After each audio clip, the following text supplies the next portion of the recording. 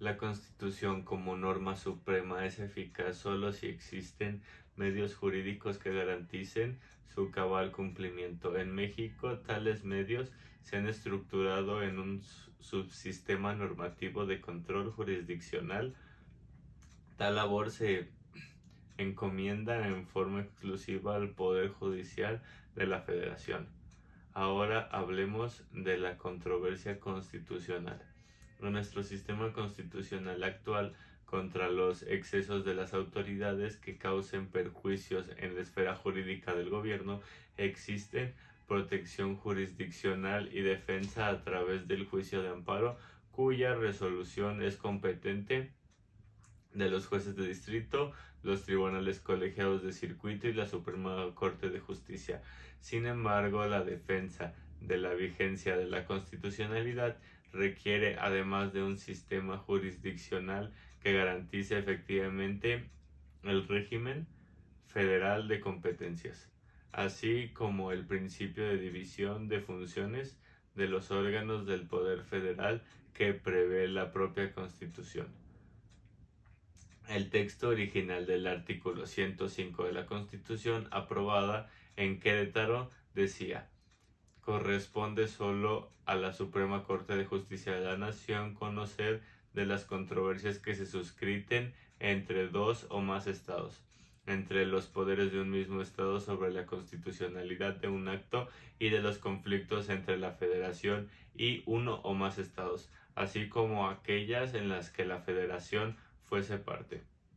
Este medio de defensa se describió con la intención de garantizar el equilibrio entre la distribución de competencias de la Federación y las entidades federativas. En 1917 a 1994 casi nunca fue aplicado este artículo, ya que cuando se produjeron diferencias de carácter jurídico, en especial entre el gobierno federal y los de algún estado, se resolvían de manera predominante de algún procedimiento de órgano de carácter político. En el pasado conflicto de los poderes no se acostumbraban a resolverlo mediante la controversia de carácter legal, sino que eran resueltas por un poder simple y sencillamente mayor, el del presidente de la República.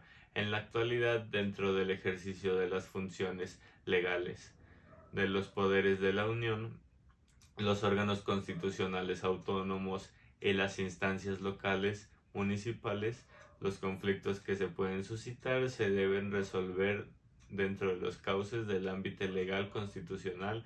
Ahora bien, conforme a lo previsto en el precepto que nos referimos, el cual es el artículo 105, fracción 1, inciso H de la Constitución, es requisito indispensable que quienes promuevan una controversia constitucional demuestre tener la calidad de poder.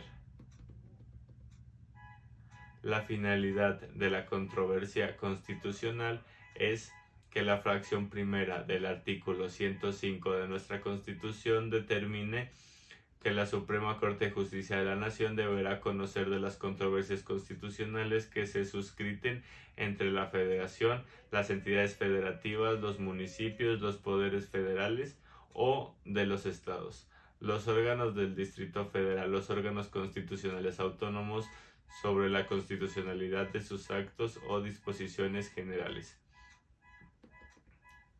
Ahora hablemos de la procedencia y legitimación activa en materia de la controversia constitucional. Las controversias constitucionales que surgen entre la Federación, las entidades federativas y los municipios o entre los diversos poderes locales o federales no necesariamente causan un agravio personal o directo a los gobernados, pero sí pueden llegar a vulnerar nuestra Constitución.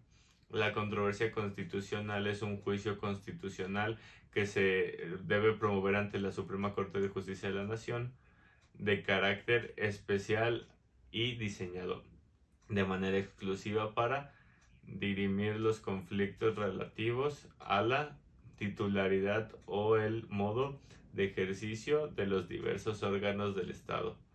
La controversia constitucional tiene como objeto solucionar conflictos respecto de la constitucionalidad o legalidad de normas generales o individuales, es decir, actos no legislativos que se suscriten entre a. Distintos niveles de gobierno, b.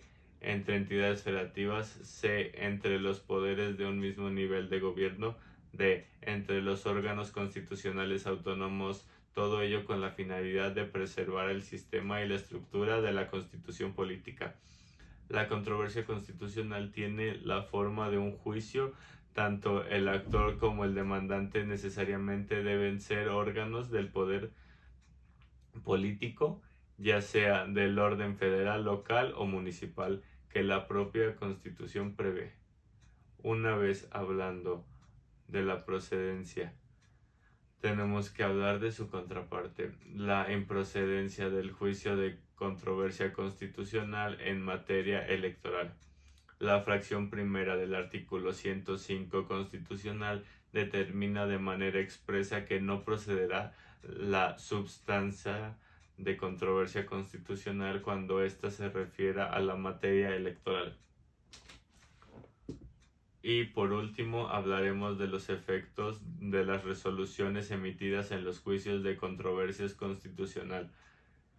Siempre que las controversias versen sobre disposiciones generales de los estados o de los municipios impugnados por la federación, los municipios impugnados por los estados, o en los casos que se refieran al inciso C, H y K de la fracción primera del artículo 105 constitucional, y la resolución de la Suprema Corte de Justicia las declara inválidas. Dichas resoluciones tendrán efectos generales cuando hubiesen sido aprobadas por la mayoría de por lo menos 8 votos. En ese caso, la resolución de inconstitucionalidad alcanzará un efecto de erga omnes, que hace un momento les hablé, y podrán hablar y declarar la inconstitucionalidad de una disposición de carácter general, a diferencia de lo que sucedió en el amparo. En los demás casos, la resolución de la Suprema Corte de Justicia tendrá efectos únicamente respecto a las partes en la controversia, trátense de forma general o individualizada.